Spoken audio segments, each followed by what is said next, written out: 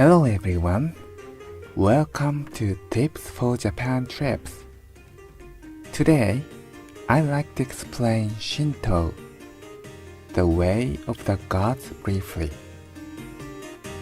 Shinto is the Japanese religion from ancient times.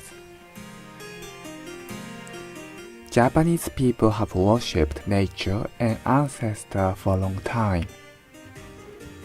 Japanese believe that gods are in nature. Mountains and trees often become objects of worship. Water, river, flowers, wind, stones, food. Everything in nature could be. In shrine, let's see what you can sense and find out.